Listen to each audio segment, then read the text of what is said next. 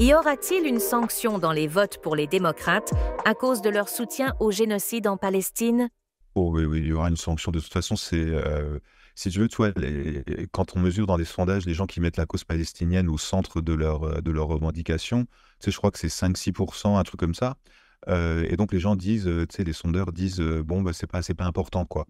En fait, ils se rendent pas compte que, tu vois, à travers Gaza, en fait, et je veux dire, et ces militants pro-palestiniens, ils interrogent plein de trucs, tu vois, ils parlent de plein de choses, tu vois, et que en fait, c'est transversal, tu vois.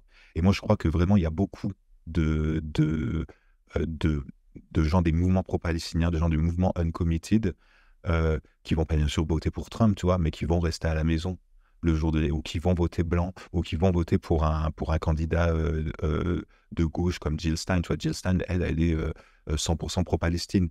Moi, je crois que c'est ces gens-là, en fait, qui vont faire l'élection. Et dans ces gens-là, tu vois, je remets aussi la jeunesse des campements, les intellectuels, les universitaires, tu vois. C'est assez de gens pour faire passer, pour faire pencher la bascule dans un certain sens. Et vraiment, et je crois que les démocrates le savent, hein. Tu sais, les démocrates le savent, ils font des sondages dans ces États clés, ils font des sondages dans la jeunesse. Tu vois, cette jeunesse qui s'était mobilisée, par exemple, en 2020 pour Biden, c'est-à-dire pour aussi aller faire du porte-à-porte, du canvassing dans tous les États clés, tu vois, genre la Géorgie, genre le Michigan.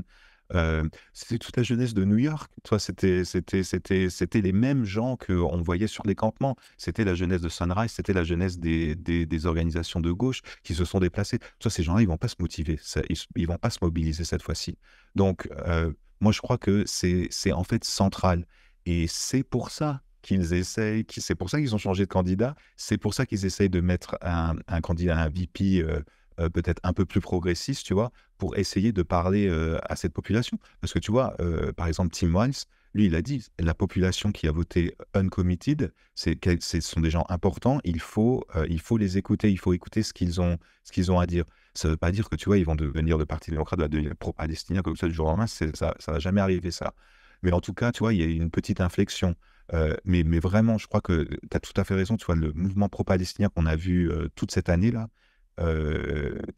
et ça va avoir une grande importance, en fait, dans le vote final.